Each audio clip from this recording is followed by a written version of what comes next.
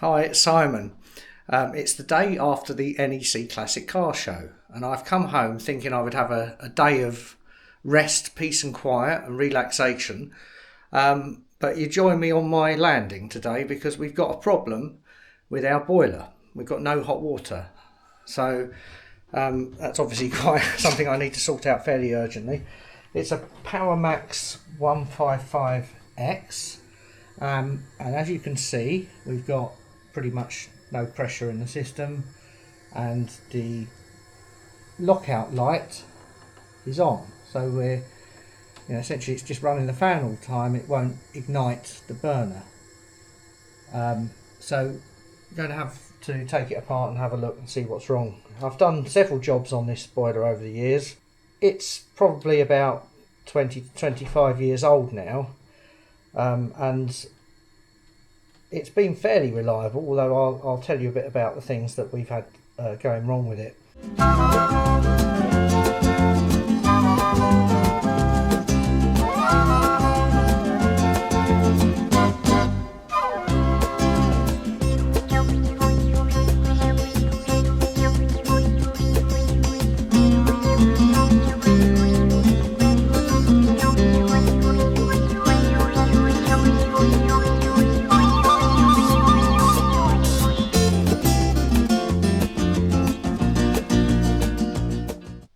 So now with the covers off the boiler, we can have a good look around, and I can tell you about some of the things that have gone wrong in the past that I've had to do on this. So, as I say, this is a closed system. We have an expansion vessel at the top, which is sealed. So rather than having an expansion tank in the loft and it being open, this is sealed. Inside that there is a diaphragm, a rubber diaphragm, and the top area is pressurised to about between 1 and 1.5 bar, and obviously the idea of that is as the hot water expands, it pushes up on that diaphragm, and it sort of controls pressure that way. But down here we've got several things that have been played up in the past. We've got the fan blower. That's the gas burner under there, but we've got the air fan here. So the air, we've got a lot.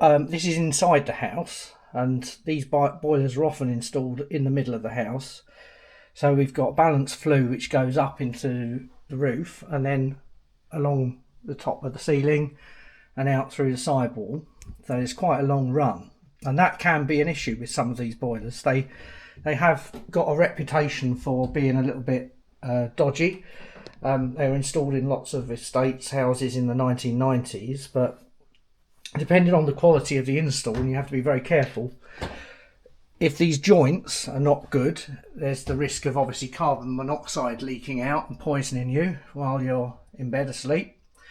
Or another thing that can happen with them, if the run, the horizontal run is not sloping, as it says in the instruction booklet, you can get condensation gathering, and the condensation, although these are aluminium pipes, the condensation can gradually sort of eat away and the integrity of the joints, and then you get gas escaping, again making this very dangerous. So this company, actually, I think it's made by a company called Range, which are now bust. They've gone out of business some time ago. So some of the parts are still available, others not. And I have had to adapt accordingly. So the fan, let's start with the fan. We had a problem with the fan after many years use. The fan started making a terrible noise. Now that was a simple job of removing the fan, separating the two halves and removing the bearings essentially, and getting some new bearings and fitting them, and then putting it back with gasket sealer and connecting all back up again. This thing here is an automatic air vent. So if there is a gas build up in the system, now you'd normally put inhibitor in your heating system to stop corrosion and in the radiators and a build up of gases, but you do get a little bit of gas in the system, and the idea of that is it lets the air out but not the water. Now we've had a problem with this where that stopped working, and if it stops working you just get a build up of gas in here, in this chamber, the water level lowers, and this thing here is a level switch, a level sensing switch. So when the water goes below a certain level, the circuit opens and that stops the boiler, the boiler igniting, and you get a lockout light again, like we've just seen. So that had to be replaced. As you can see, it was leaking over the top. So I've got a new one of those. This switch itself was the last thing to go wrong on the boiler, and that is a part you can't buy, the official part if you like, but I sourced a suitable switch through RS Components, or another component shop, which was basically the same size and same spec as the original switch, and I've wired that up, but it just sort of went with age really, and failed. So circuit was always open, and the boiler wouldn't light. Over this side you've got the gas coming in. This is a gas valve, and down here a bit of electronics. So this in this green box here, essentially you've got the control board, which operates the ignition circuit and everything else, and that is another part that failed. I had to get a replacement part. Looking down the front, what else have we got had issues with? We've had leaks. This is, so the cold water's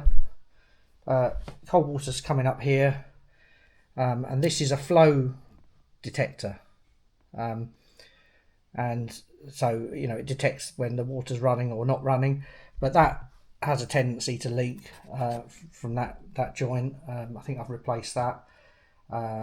I had to replace, we had a leakage here and I had to put a new, well no, I think actually I replaced these joints when I dismantled it completely to do the heat exchanger. So the heat exchanger is behind this expanded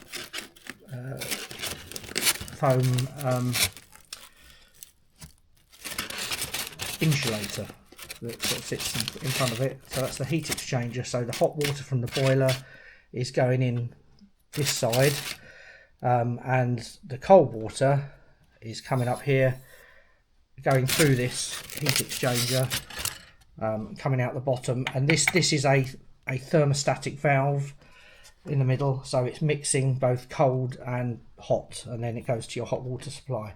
But if that gunks up like your car radiator, you're not going to get an efficient boiler, an efficient heat exchange. So I've had that out. I've put hydrochloric acid in it and washed it through and sort of degunked it. But when I dismantled all this, I had to replace some of these joints because actually I couldn't isolate the pump because one of these isolating valves failed. So I had to get some new parts for that. The thermostat itself is another part I've had to replace as well, when that stopped working and I wasn't getting a good regulation of heat. So it's pressurized, and you normally pressurize a system sort of between 1 and 1.5 or just over 1 bar, and you pressurize it. There's a small tap here to let cold water in. If I just open the tap, you'll see the pressure go up.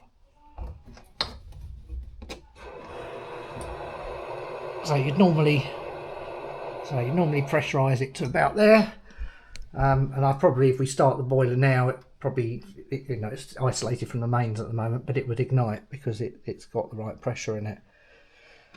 But what's happening at the moment is when it comes on, we see the pressure go right up, too high, where it shouldn't be, past 3. And what happens then is that up here,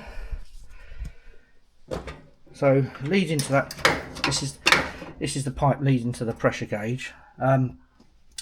This valve here is a pressure relief valve, and I think when the pressure reaches a certain point, probably about 3 bar, that opens and it vents the water down this pipe at the back, which comes out at the front, down here, and you can see water dripping through this section, and that bleeds outside and just drips and drains outside the house. So system heats up, the pressure goes up too much, this valve opens, it lets a little bit of water out, so the pressure drops.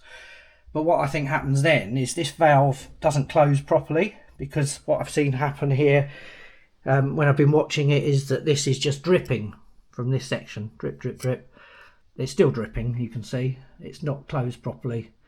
So this valve has never been replaced. It's probably got quite a weak spring in it, or it could be just sort of build up of limescale corrosion that's stopping it closed properly. So I've actually got another one of these which I can put on, but I think we've got another problem because it shouldn't be over pressurizing. I think the issue is up here. So this expansion vessel with the rubber diaphragm in it, if the rubber diaphragm perishes, it doesn't act as an expansion vessel. So I think because it feels really, really heavy, I think it's full of water. And consequently there's no give, and when the pressure goes up, it goes up very quickly. So I'm going to take that off and try and get another one of those. So as well as changing the expansion vessel, I'll change the pressure relief valve, and we'll see if we get a more reliable boiler. Right, so we've Petra's taken me round to Wolsey Plumbing Supplies, and we've got an 18-litre expansion vessel for our heating system. But now it's turned into a bit of a driving lesson for her, so we've ended up in Biggleswade and she's gone into Boots to get something, and then she wants to go over to Halfords to get some little mirrors, convex mirrors to stick on the door mirrors of this Corsa, because they help with the visibility. You can see a bit more blind spot, and I think probably see the curb when you're parking. Now I don't know about you, but I reckon that we could do with some crankcases paint correction work on this car. Looks like we're growing stuff on the roof. Before we can actually start doing work on it, we need to drain some water out, because if I start dismantling this, if we've got water in here, we've got a head of water, we'll get very wet very quickly. So it's pressurised at the moment, so if I turn this valve here, this pressure relief valve, you'll see the pressure drop and water drain.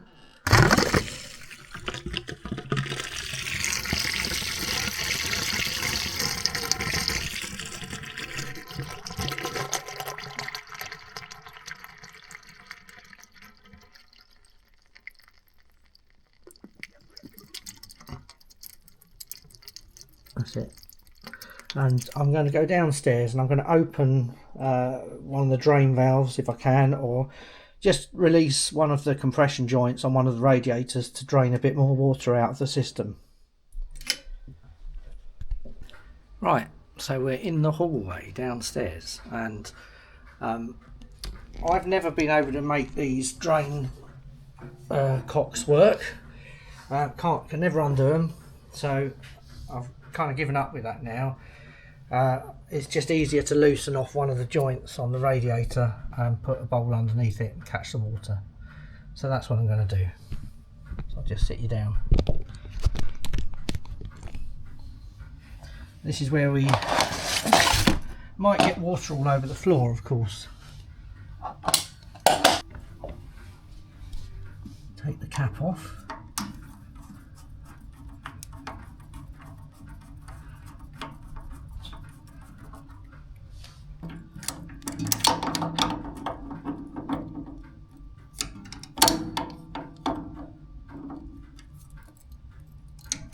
Stay with it steady.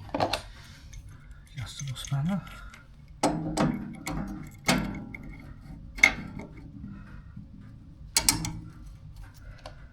Right, there we go. Just loosened it off.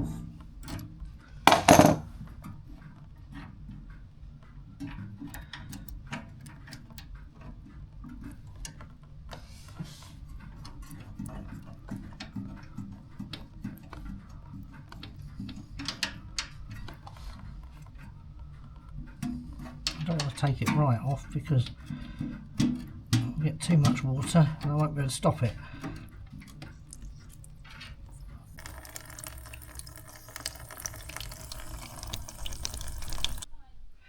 Right, so I'm just loosening I'm going to remove this. Hopefully we don't get a load of water going everywhere. I can hear air coming into the system actually. I've loosened it off.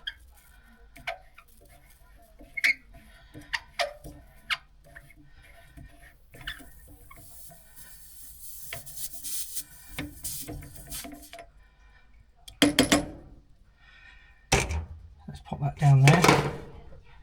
Go back downstairs. I'm going to have to be a bit careful now.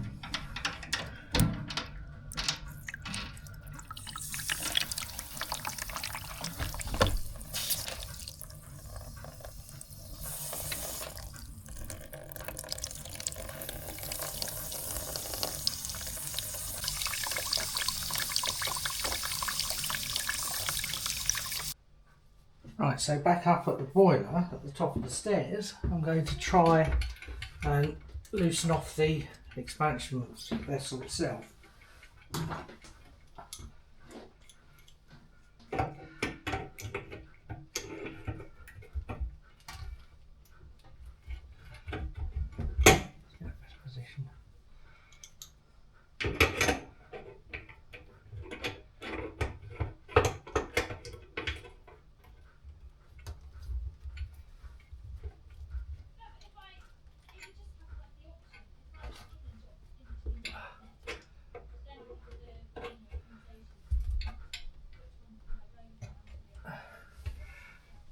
Try and brace it.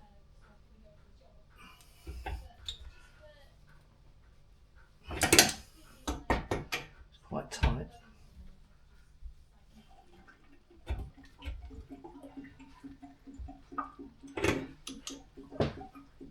I can hear the water draining down.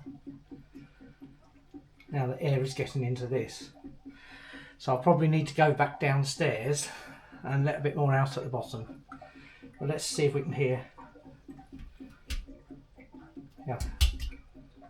Let's see if we can hear when this stops draining.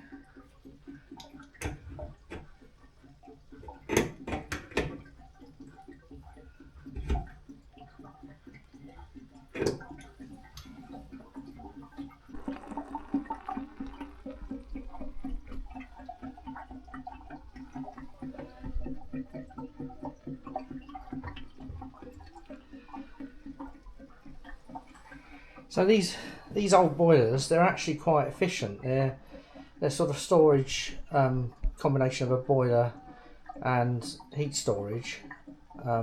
So you've got the central core with the flame and then a ceramic heat store, I think, around it. But it's done us pretty well over the years. But they are, well, I would say it is at the end of its life really, and probably ought to look at getting a new one. But if I can just get it going a little bit longer, that would help us, I think. Right, let's get the bowl under there, get the rest of the water out. I think we're a bit in a dodgy situation here because the bracket's half off the wall.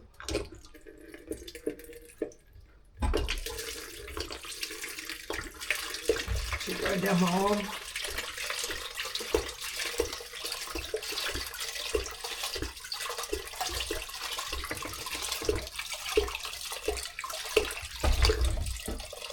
Get it back on.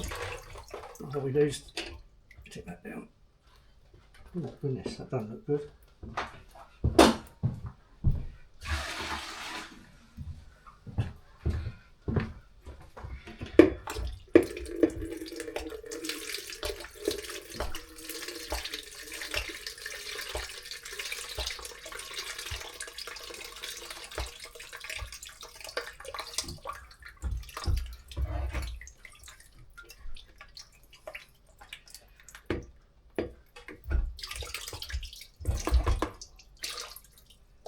There we are, just draining out the last little drips.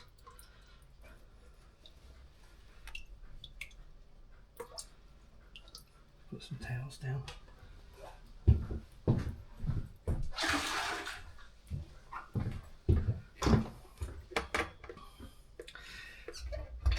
Ooh. Yeah, yeah, it's taken the. Oh, well, they're hopeless fixings anyway, aren't they, really? We're going to have to do something about that, aren't we? Right, so back from the plumbing supplies place. In here we should have a replacement expansion vessel and a replacement pressure relief valve, which I haven't taken off yet, but that's the pressure relief valve.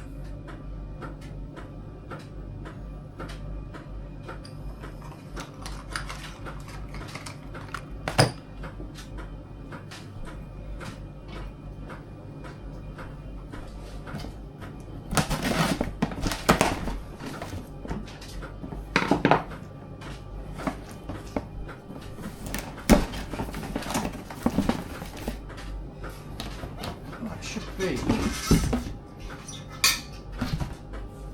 pretty much exactly the same, although I do see an issue because this doesn't have a lip round it, and I'm going to have a problem attaching it. I think I need to get a different band because this one, I think I'm going to have to go back, take this band off.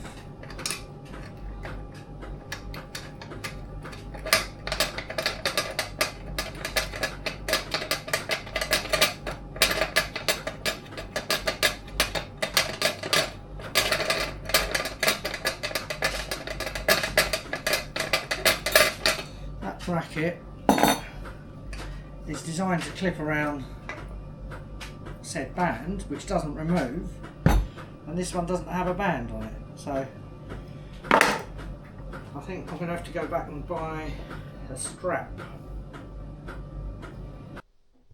Right, so I've been back to Wolseley and got some more parts. So they've replaced what I thought was quite a good design with a different type of bracket and basically just a strap. So whereas you had a lip before around the edge, you got nothing and you just got a strap. Same design of same manufacturer, but they've changed the design. They would, wouldn't they? Right, so this bracket that I've just put up here looks as though it caters for both types of fitting. The one with a lip, which would sit under here when you do the screws up, or a strap, which I would imagine you feed the strap through that hole, comes out the other side, and then you wrap it round the unit, which is what we've got to do. Pop a bit of PTFE tape around it. Where's the other bit I need?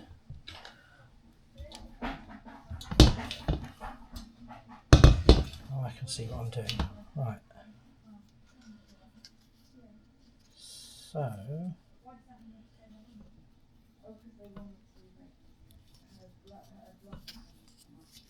I'll just wrap a bit of PTFE tape.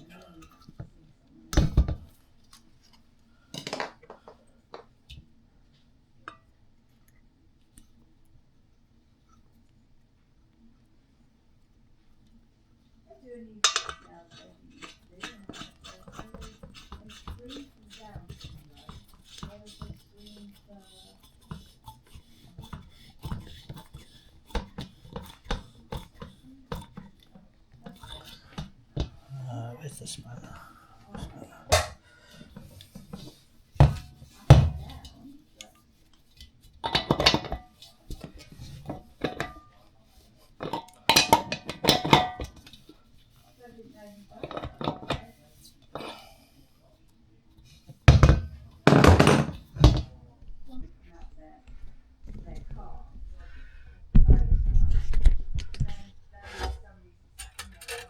Right, so that's the strap in.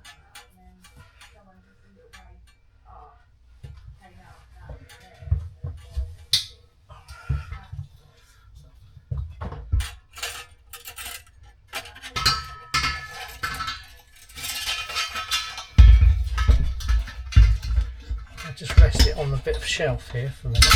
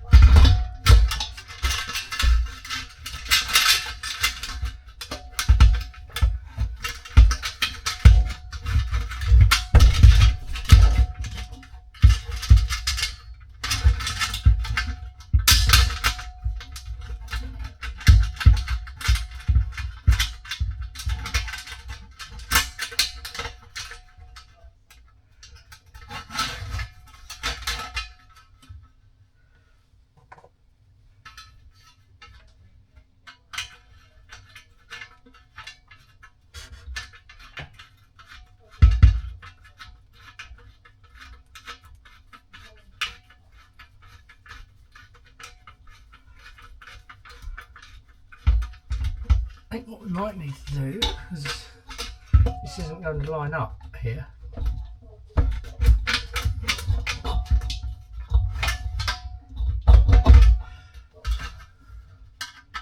just tighten it up, and then we're going to have to shorten a bit of copper pipe underneath, I think.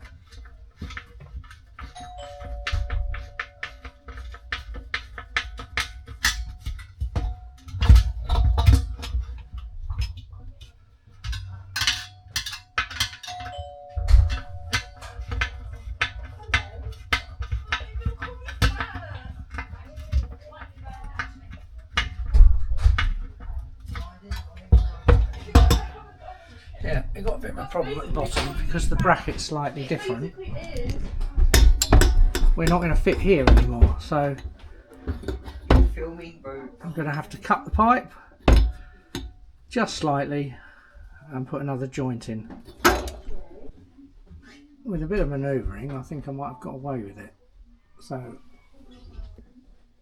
I'll tighten it up in that position.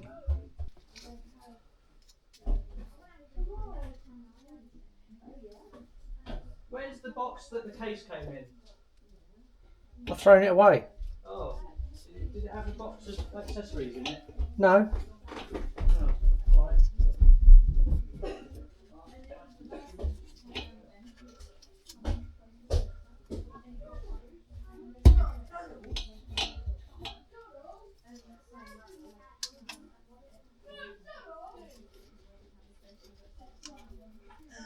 A bit of PTFE tape round.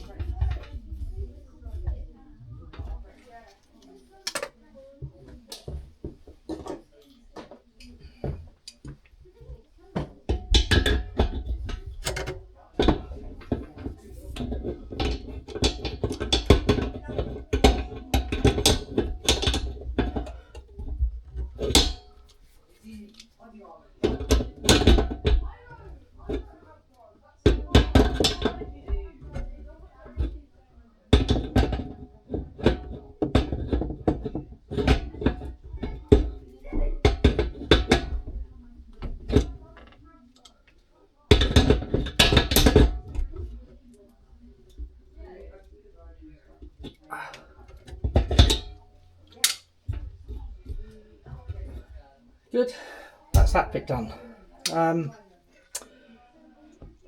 Right, now this bit, the valve at the bottom.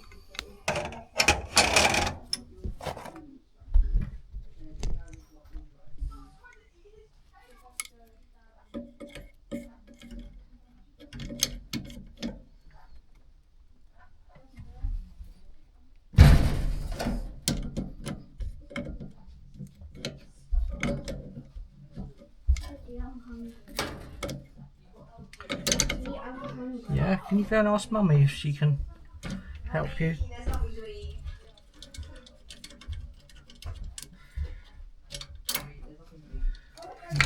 That's the bit, the line that goes to the pressure gauge.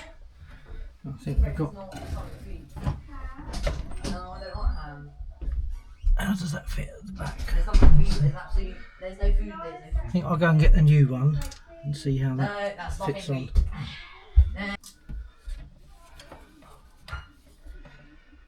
I'm having a job to see.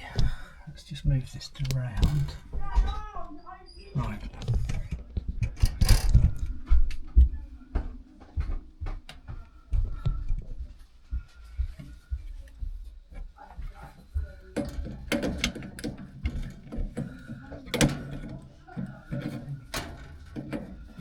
Do you want this hard drive in? Not the easiest of jobs here because access is so poor.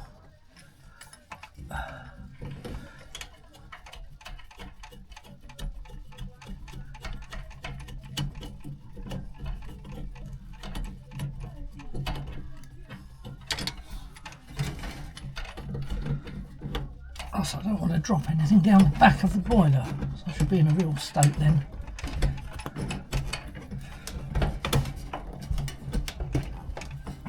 that's that pipe off. So I think there's just, I think I need some Allen keys to loosen these.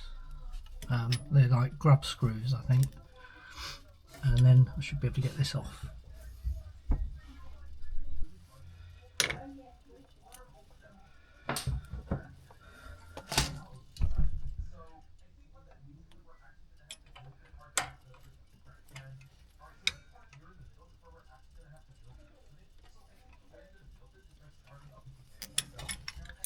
It's on both sides.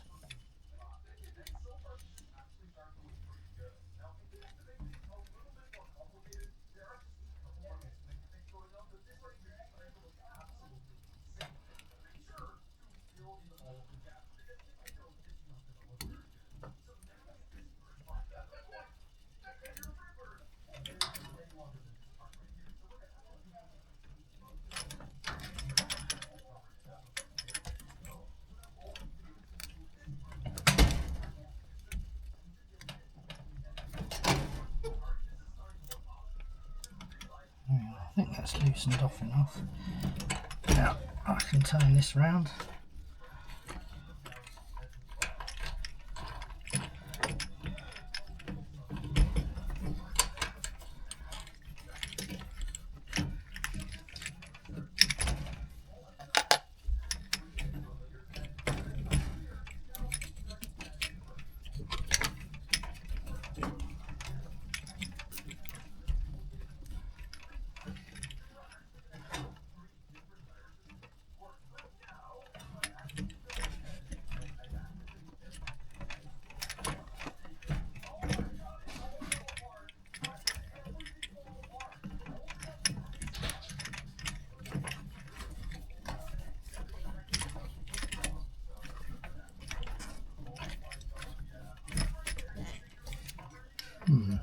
Doesn't feel like it unscrews. So again, I wonder if this is a slightly different design.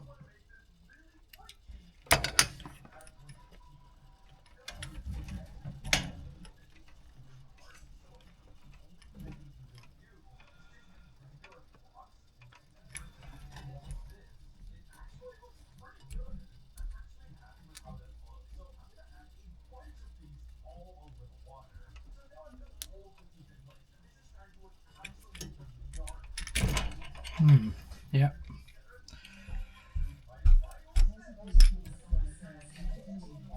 That's a different fit.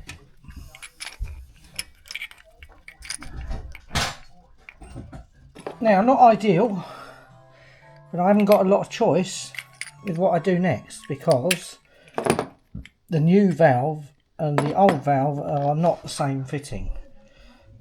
So this one has a groove in it and an O-ring and grub screws which come in and tighten up. This one's got a thread. Well, that's no good for this boiler, so I'll have to try and get another one. So the only option I've got really, if I want to get it ready and put together tonight, because I think the spring's okay, is to try and clean it. So I've got my ultrasonic water bath, although I'm going to heat it up, although my knob's fallen off. It's probably somewhere in the garage, but the garage is such a mess, I don't know.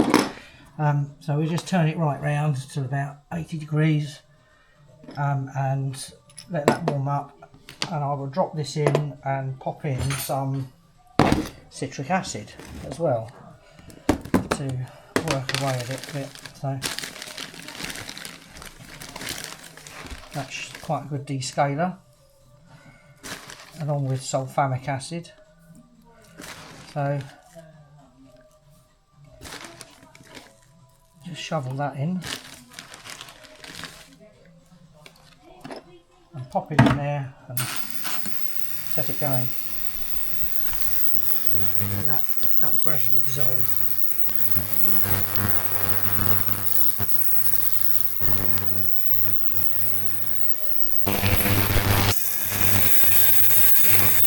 Been going for about 10 minutes, I think.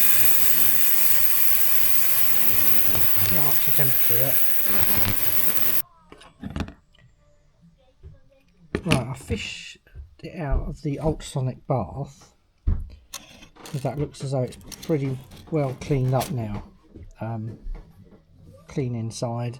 This is the old one. That's the new one, which doesn't fit.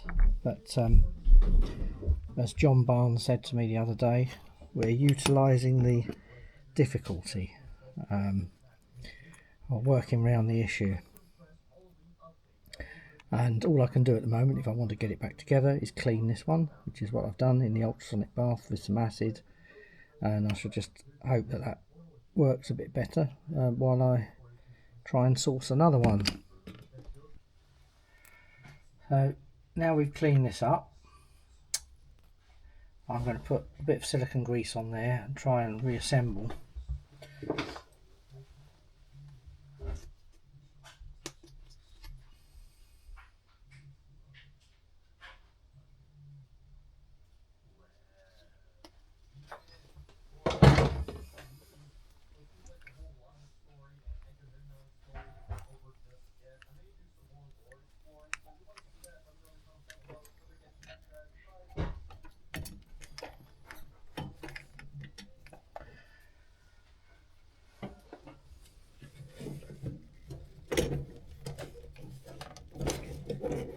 That joint at the back's got a compression fitting on it, but first of all let's get these done up.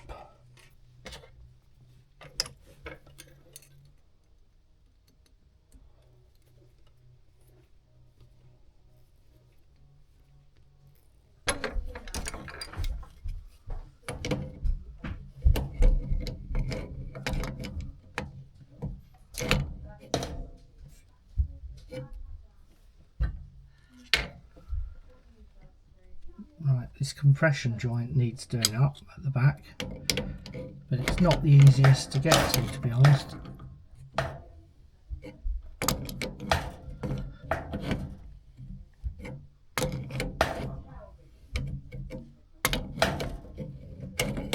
Right, so I've fitted everything back together, and before I refill it and repressurise it, I'm going to put this MC1 central heating protector in it, which stops corrosion and sort of breakdown of the radiators.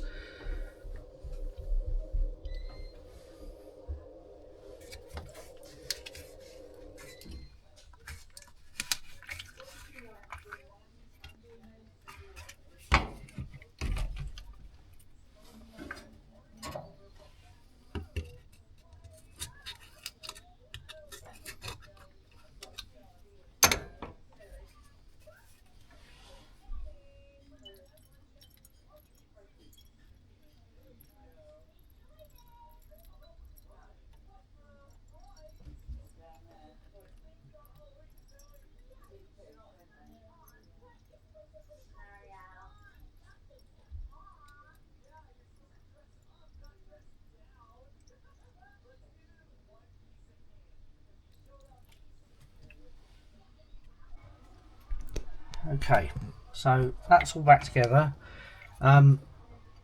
That's the air vent, automatic air valve, which goes on here. I'm going to leave it off for the minute while I'm filling it up so I can see that I've got my level of water just below where this goes. It's probably easier to fill it with that off if we're careful. There's a small tap down here. I'm going to just make it very slow.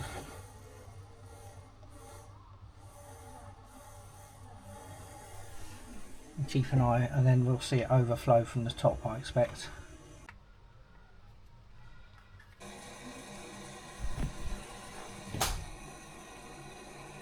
So it gets to about 1. I'll turn it off so it's pressurised around 1 bar. Which I think is what it should be, between 1 and 1.5. So we'll power it up and see what happens. Of course it's reset the clock now, and that's a nightmare to program. But are we losing any pressure? Are we leaking? Well, probably pressure's going to adjust slightly as water goes through the system, so we'll just see. we can fire it up.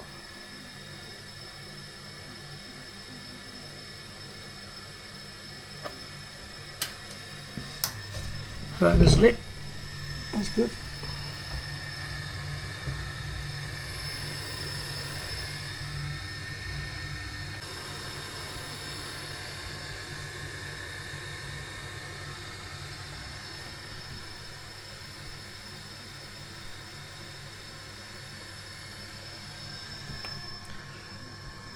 Pressure's going up as I would expect it to do, but I wouldn't want it to go too high. Now before it was going up to about 3 bar, which was then triggering the pressure release valve. Unfortunately, after I'd done it up earlier and started it, I noticed a small leak coming from just under the expansion vessel. So I had to have this bit all off again and fit an O-ring under there and a bit more PTFE tape. So that is now watertight, airtight. Bit of tape there we can pull off.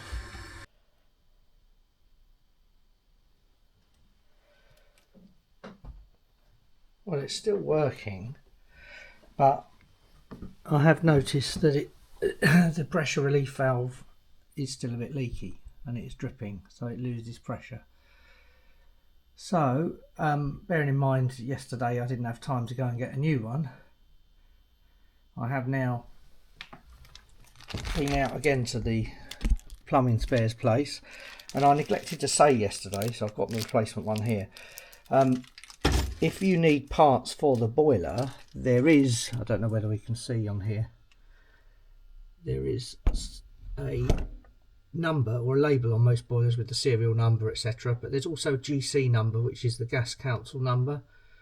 Not sure whether you can see it there, but that is what you need to quote when you're getting spares, and they can find a suitable part. Anyway, if you remember yesterday, I thought I'd got a replacement one of these, but it actually was the wrong fitting, so it didn't have the O-ring type fitting at the end, but this one has, so that should be a straight swap over. So I'm going to quickly do that now. Yeah, so I've just got this off. I didn't drain the system from the bottom, I just released the pressure by turning this valve and then started to undo it, put a cloth underneath to catch the drips, and of course the water level will just go down to here. So better put the new one in.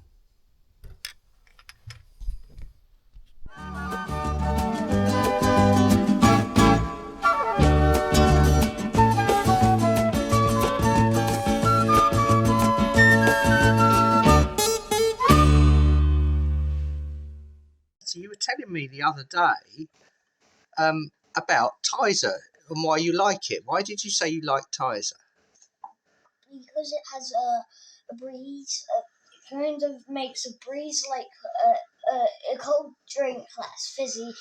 Gets you a breeze in your mouth because the coldness, it turns the air too warm to cold. Well, I've never heard anyone describe it like that before, but that's quite interesting. It's like a breeze. There you go. Tizer, like a breeze. Are you talking to someone on the phone? I'm not talking to anybody on the phone. I'm talking to you.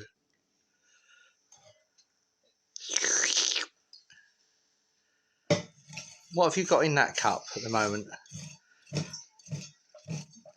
What have you got in that cup? What cup? This one here. Tizer. Do you think that's a good drink to have before school? Not really. Why is that? Because it's full of sugar. Yeah, I quite agree. So it's probably not a good idea to do this on too many occasions, and make sure we clean our teeth, yeah?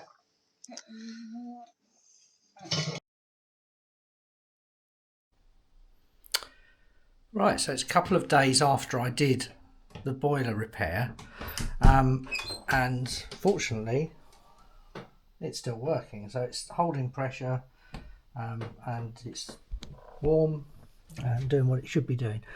So I've left the covers off, obviously, to make sure it doesn't there was no leaks and everything, so I'm just going to put the covers back on But a few things that I forgot to say, I think, the other day when I was filming it.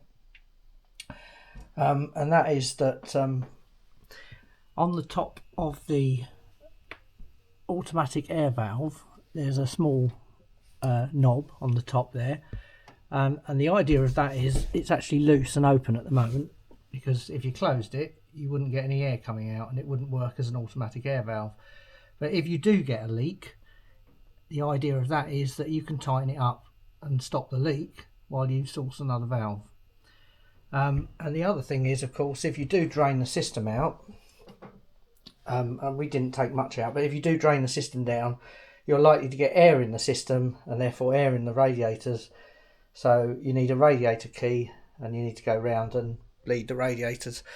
But hopefully that's been an interesting look at one of these Potterton boilers, and maybe it'll help somebody, I don't know. But thank you for watching the video. I hope you enjoyed it. Bye bye.